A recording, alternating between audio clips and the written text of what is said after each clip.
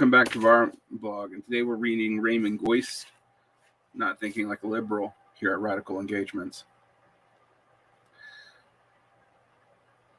You will notice that I am pronouncing his name instead of Geuss, because that's the way you pronounce it, and I didn't know that.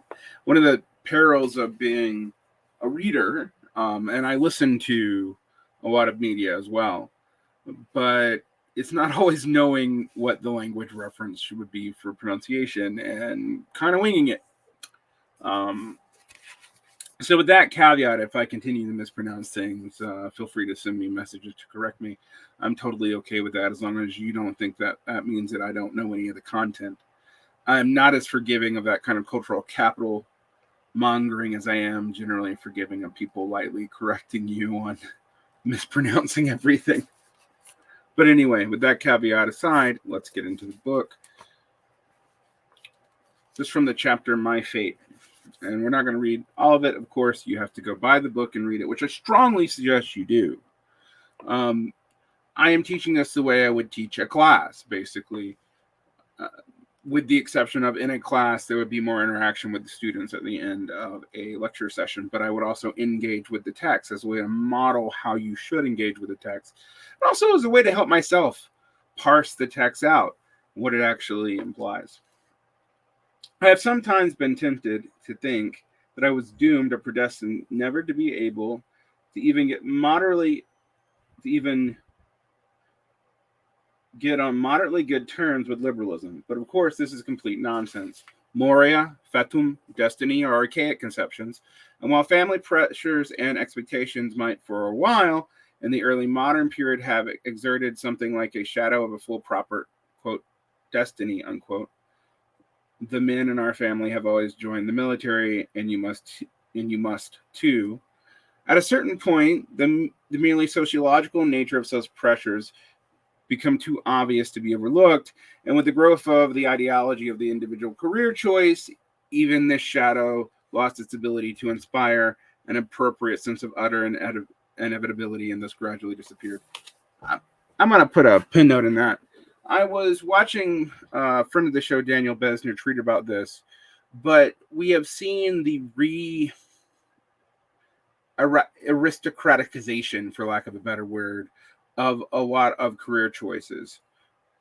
Things in the arts, theater, things in literature, academia, etc., are increasingly shut off to people from the working class, not because they can't get the education with aid, but because they often cannot take the requisite years of little or unpaid work to build a resume in those fields while devoting themselves full time to it. This is even true for things like comic books. The expansion of internships and very low paid work has meant that basically people from the upper middle class and higher are the only people who can do this. And this is only from people from established families who can support them, or at least give them decent means over their heads to do so. And I've pointed this out before. There's a lot of my friends who, for example, don't understand why I have always felt the need that I had to work. And that's because when I had to live at home, if it was an option at all, it was in a small 2-bedroom to 3-bedroom house with a bunch of other people, and we were sleeping on couches and whatnot. It wasn't the kind of lifestyle that anyone would want to maintain for a long period of time. It was not a secured extra room in a mansion, to use a now archaic phrase from 20 years ago. So in some sense, we are actually seeing the choice of career start to die away, but not completely. But I think this sense of destiny, as in my fate is the fate of my father and my mother, will probably be more real for a lot of people in a lot of different places in the future. And we must remember that it's been real for most people, most places this entire time. It's only in the most developed world where this has really been a pattern that has reasserted itself. Anyway, just wanted to complicate that there. Back to Geuss. Equally, I could never really take seriously the Christian formation of Fatima into divine providence, and thus the corresponding shift in values, which had as one of its results that instead of garnering high praise for the acceptance of one's inclusible fate, amal fati, individuals were now encouraged to heed the Christian evocation of hope, elpis especious. I'm not good enough to know what the Greek is there. The firm confidence that the world the world made sense, it had some inherent meaning, and that God would take care of his own.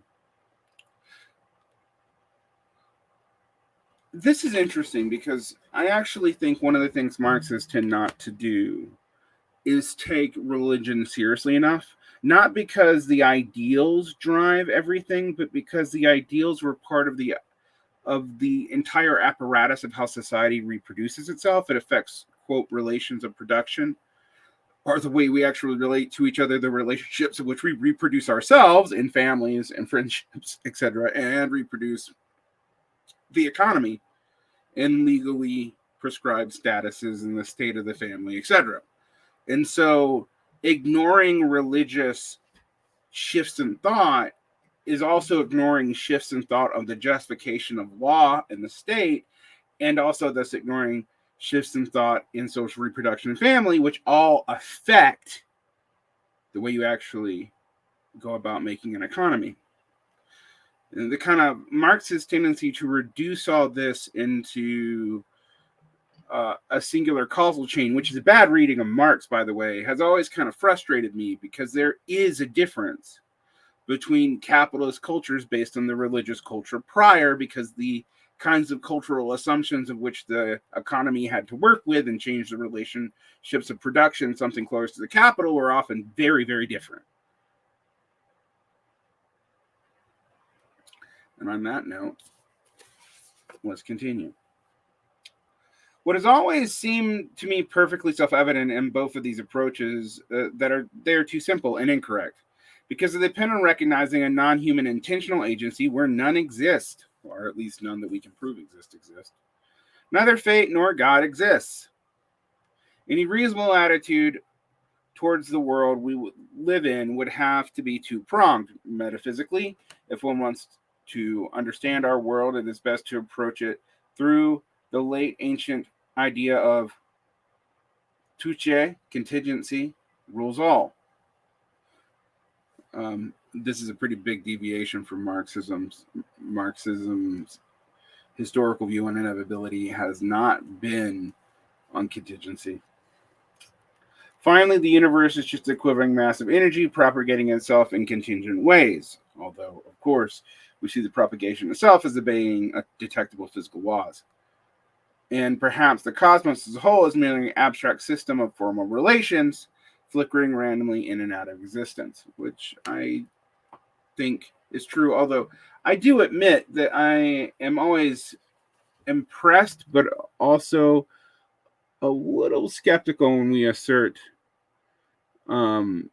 our current scientific understanding of relations and relationality in relationship to physical laws, because we don't really know why physical laws work. We know that they work. We know that theories explain them, but the assumption that everything should make sense is actually even harder the more you know about physics and the more you know about the different levels of physical interaction. Like subatomic causality doesn't work like atomic causality, and that messes us up, although we can work through the world with Newtonian physics just fine.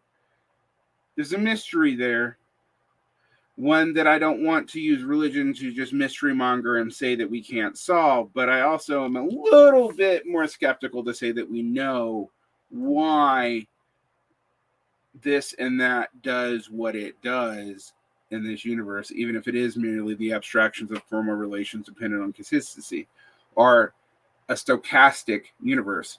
And Geuss here is actually sounding a lot more like someone like Stanislav Lem, whose book I have around here somewhere.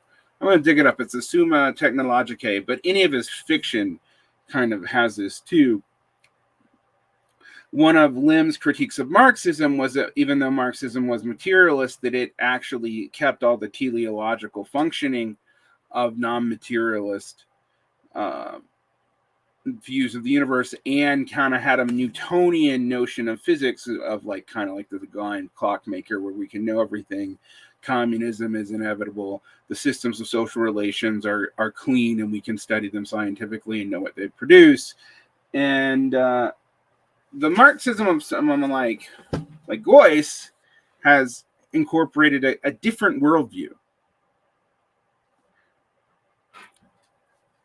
A lot of people today, one of the reasons why I think so many people default to liberal morality and liberal conceptions, because they're just everywhere, even when they claim to be or indeed sincerely striving to overcome them in an American context, is because there's an inconsistency in the way we talk about inevitability, politics, developments, etc. Most of us kind of hold on to the kind of hyper indeterminacy views implied by early 20th century physics, while also holding on to teleological views implied by 19th century physics.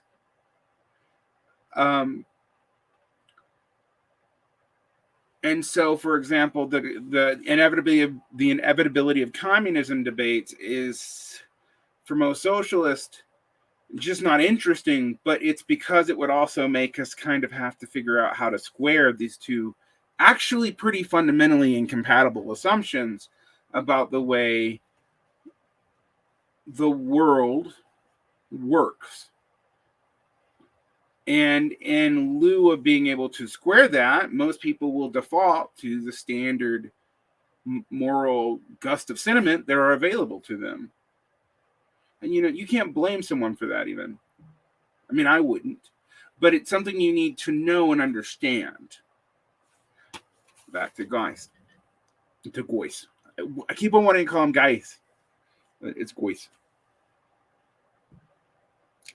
The whole thing may instantiate certain patterns, and if one absolutely wants to, one can give these a meaning, but there is no intention, no volition, no orientation to value any kind, and no teleology anywhere in sight, except, of course, where humanity has emerged, become active, and imposed a meaning. And I agree with Geuss here. Our teleological meaning, our technology, for example, is teleological because we designed it to be. Evolution doesn't really do that. When that happened, one has to add to the randomness of the universe a second prong embodied by Napoleon's observation as reported in Goethe.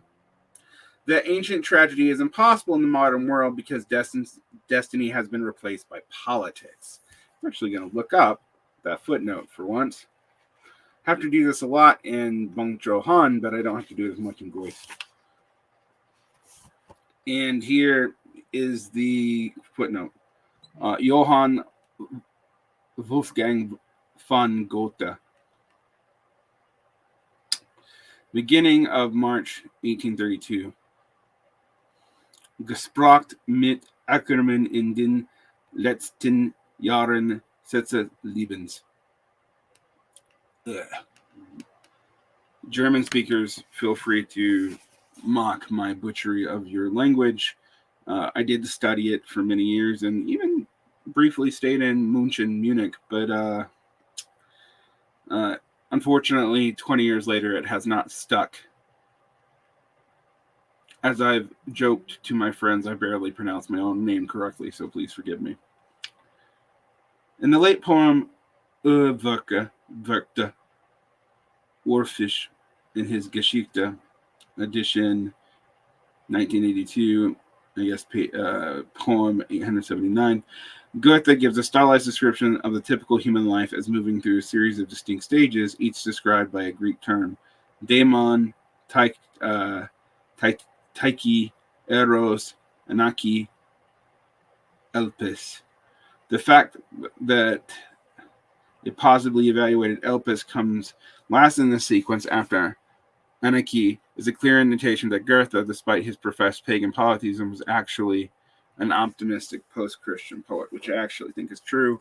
If you read, The Sorrows of Young Wood aside, if you read Goethe's Faust has a redemption story in it. Used to teach, German literature in translation way back in the day before I became a high school teacher. So I'm just going into this for myself, but I hope you guys actually go back and look at the intellectual world of Germany from, say, 1789 to, say, 1950. And not just Nietzsche and Marx and Hegel, maybe also add Schiller, Fichte. I would say the works of Friedrich Besser and Robert Pippin, etc., would be useful for you if you want to go into this. And I think there's a lot to answer for in German thought too. I don't think it's all good. And it's not just because of fascism. There's a bunch of things we should question out of German, particularly once you start, taking a post-anthropological view to these developments. And these post-anthropological view because there's a certain way in which anthropology is always using other people so that rich people can explain themselves to themselves. I mean, we even do this politically. It's a very real problem. Anyway, back to the text at hand.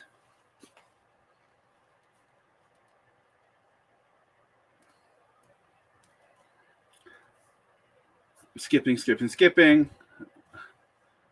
This gets us to an interesting point. I'm going to end here. Politics is a matter of human intention, choice, and volition, not, of course, only of human decision, because there will be a necessary in the concatenation of events that result from any human decision, whether the agent knows it or not. AKA, when I talk about strange attractors from complexity theory, these are the things that happen that we don't understand from the logics that we plainly explain out. These are the unintended consequences, the unforeseens. And unfortunately, through most of our political development in the United States, we have relegated talk about unforeseen consequences mostly to conservatives who will use it to talk about the limits of, say, like good intentions, positive planning, etc. Now, as a Marxist, I think we need to take some of that seriously. Or as a post-Marxist, whatever you want to call me. I'm highly influenced by Marx, but not limited to that. And I admit that as I read Geuss here and really think about my own relationships to both liberalism and Marxism, that there are limits in the explanatory power of either. But the fundamental assumptions that say, for example, power relations through the manifestation of class and also other categories is the fundamental driver of human history. So we need to know who our enemies are, and maybe quit blaming systemic problems on specific individuals who are affected by the chain, and maybe more on, if we're going to blame individuals at all, on individuals at the top of the chain who have more agency within it. But nonetheless, that's an orientation, right? That's a political orientation I have from that tradition. This doesn't mean I actually completely feel like anyone now actually fully belongs to the Marxist tradition in the same way, even in, say, China and the CPC, any more than I think that anyone is a true fucking, like, 5th century BCE Platonist, because those metaphysics are close to us. That worldview is dependent on us not existing and having certain knowledge socially, concretely, etc., that we have today. We can go back to those earlier prior conceptions and maybe try to learn things from them in our own context, but our context is not their context. And that is always important to understand. A modern Platonist versus a Platonist in, say, 10th century Andalusia versus a Platonist in, say, Alexandria and the North and the Hellenic end of the Roman Empire in North Africa versus a Platonist in Athens in the 3rd century BCE, they're all different things. They don't recognize that all the time. In fact, part of the way a lot of this works is that they don't recognize that there's a difference in them. But there's a difference in a Marxist today than a Marxist when Marx is alive, no matter how hard we try to make it otherwise.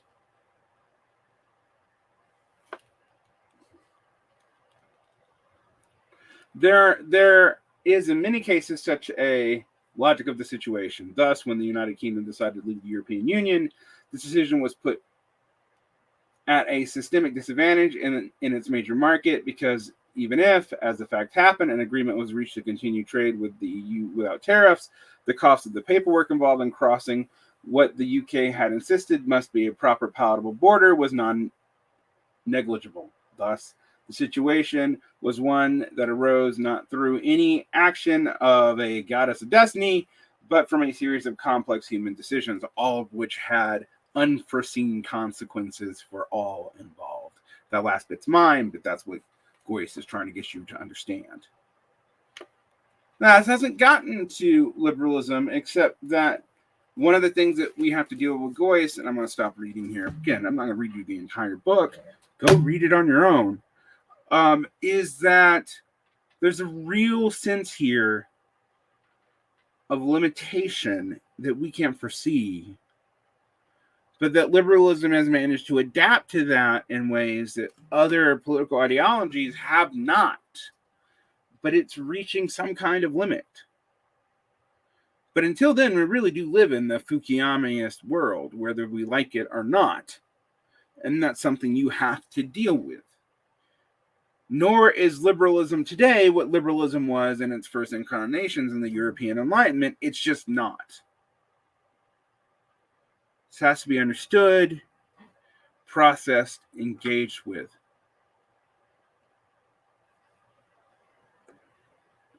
In some ways, we do have to deal with traditions of thought and reception to understand them thoroughly, but also realize that there's no going back to a pure anything.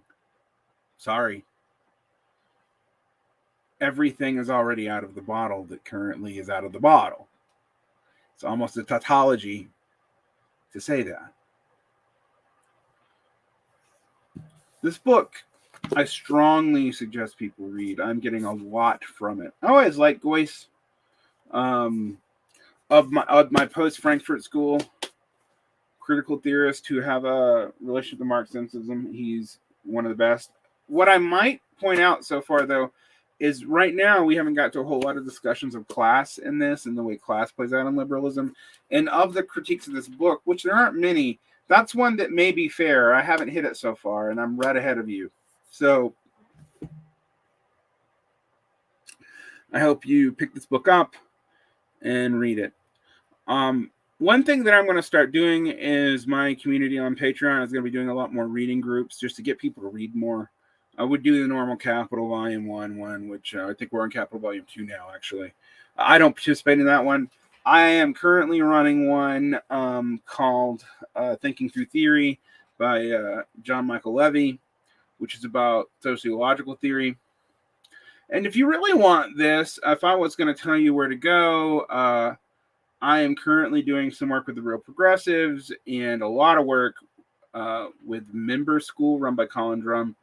And they haven't paid me to do this, and I don't have strong formal affiliation with either. I have some informal affiliations with both.